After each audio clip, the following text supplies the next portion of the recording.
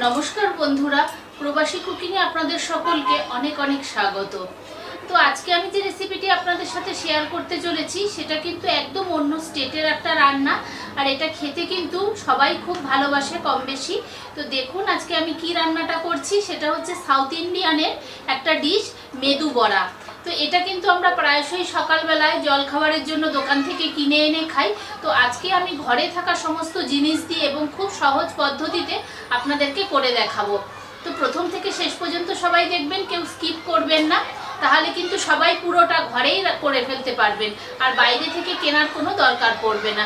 তো চলুন আমি রান্নাটা শুরু করি, আপনারা দেখতে থাকুন। মেদু বড়া বানানোর জন্য আমি এখানে 1.5 কাপ বিউলির ডাল ভিজিয়ে রেখেছিলাম 4 থেকে 5 ঘন্টা।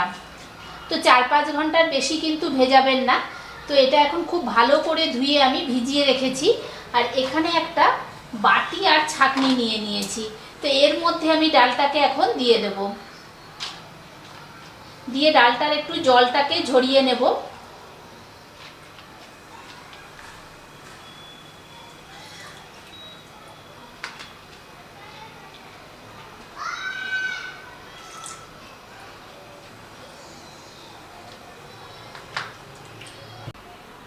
তো এই ডালটাকে আমি ঝাঁঝরির মধ্যে নিয়ে নিয়েছি। এখন আধ ঘন্টা এটা এইভাবে থাকুক, যত জল আছে জলটা সব বেরিয়ে যাক, তারপরে আমি এটাকে মিক্সিতে পিষে নেব।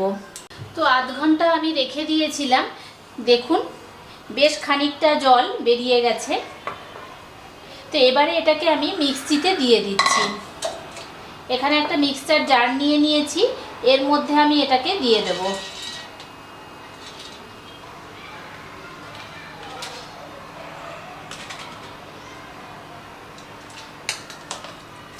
দিয়ে এবারে এটাকে আমি একটা পেস্ট করে নিচ্ছি, কিন্তু আমি কোনো জল দেব না, যেটুকুনো ভেজা ভেজা আছে ওই রকম অবস্থাতেই আমি এটাকে পেস্ট করব। জল দিলে কিন্তু বড়াটা করার সময় অসুবিধা হয়ে যাবে, ভেঙে যাবে বা বড়াটা ভালোভাবে রেডি হবে না, সেই জন্য আমি কোনো জল ইউজ করছি না।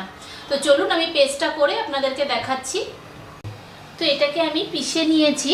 তো দেখুন এই রকম হয়েছে। এর থেকে কিন্তু বেশি জল হয়ে গেলে বড়াটা কিন্তু করার সময় অসুবিধা হয়ে যাবে। তো এবারে চলুন এটাকে আমি একটা বাটিতে ঢেলে নিই।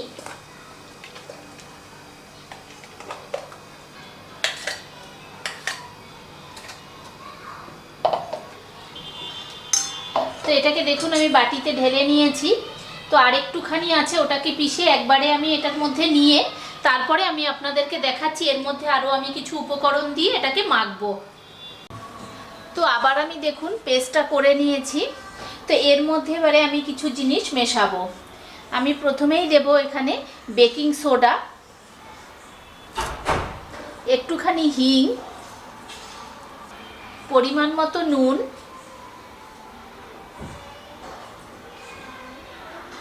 আর দেব 3 চামচ চালের গুঁড়ো। চালের গুঁড়োটা দেবেন, তাহলে খেতে কিন্তু বেশ মচমচে হবে আর খাস্তাও হবে। আর দিচ্ছি একদম মিহি করে কুচনো পেঁয়াজ,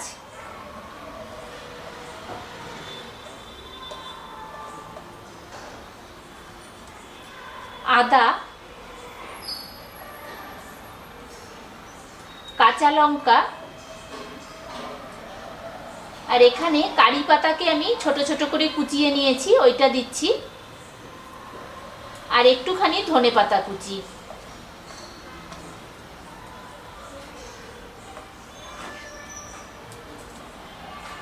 তো সব কিছু দিয়ে এটাকে খুব ভালো করে এখন মেখে নেব।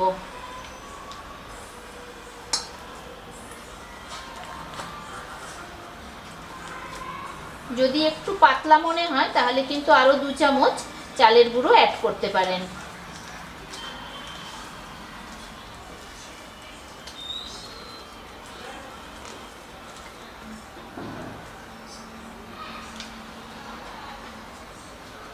তো এখানে আমি আরও 2 চামচের মতো চালের গুঁড়ো অ্যাড করছি।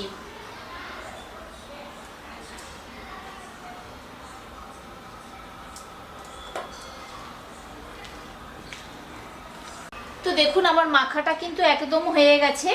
তো এবারে আমি এগুলোকে বড়ার আকারে গড়ে নেব।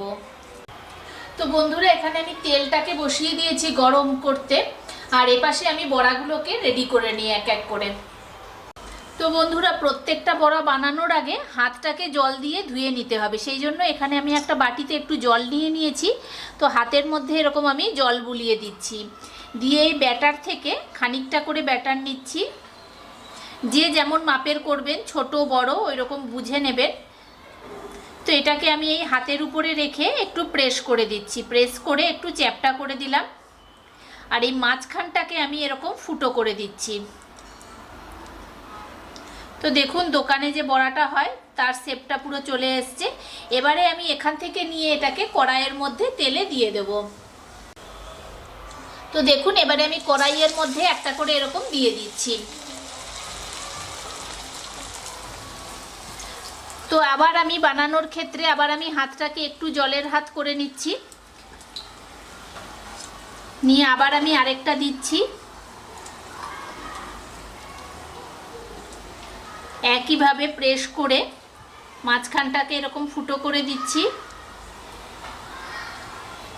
ফুটো করে দিয়ে আবার আমি এটাকে তেলের মধ্যে দিয়ে দেব।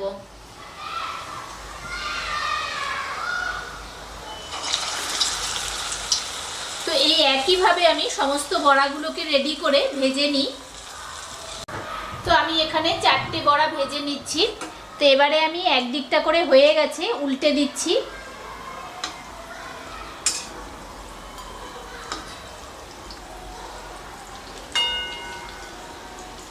বেশ এক একটা দিক দেখুন সুন্দরভাবে লাল হয়ে যাচ্ছে।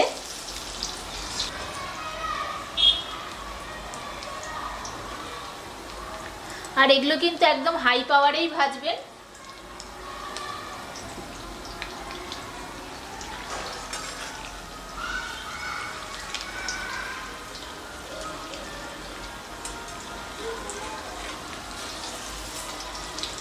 তো আরেকটা দিক আবার লাল করে ভেজে নিই।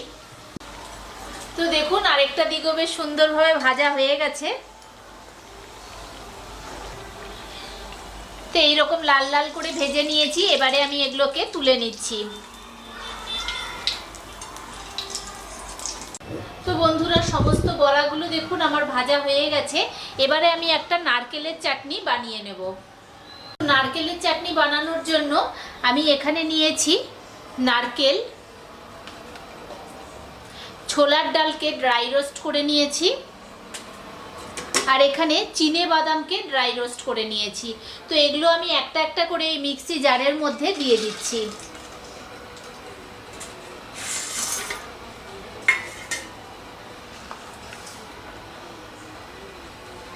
আর দিচ্ছি 2টো কাঁচা লঙ্কা, আপনারা ঝালটা যে যার নিজের ইচ্ছা অনুপাতে দিয়ে নেবেন কম বেশি। আর দিচ্ছি একটুখানি আদা, দিচ্ছি পরিমাণ মতো নুন,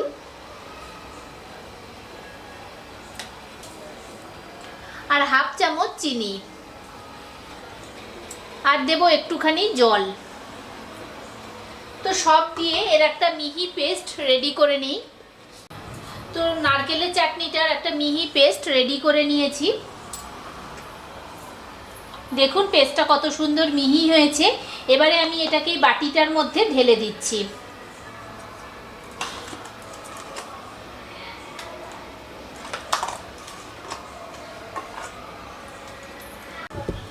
তো নারকেলের চাটনিটা দেখুন রেডি হয়ে গেছে। এবারে আমি এর মধ্যে একটা তড়কা লাগাবো।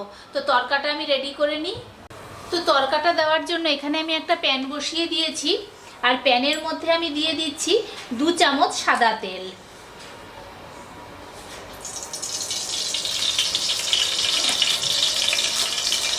তেলটা একটু গরম হোক। তো তেলটা গরম হয়ে গেছে, তেলের মধ্যে আমি দিয়ে দিচ্ছি সর্ষে, কালো সর্ষে দিচ্ছি আমি, আর 2টো শুকনো লঙ্কা, আর একটুখানি কারি পাতা। তো এগুলো দিয়ে এটাকে একটুখানি ভেজে নেব।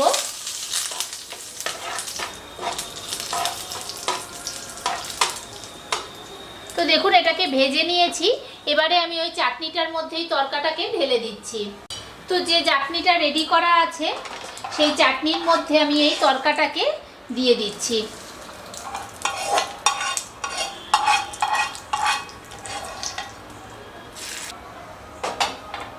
তো একটুখানি মিশিয়ে দিচ্ছি এটাকে।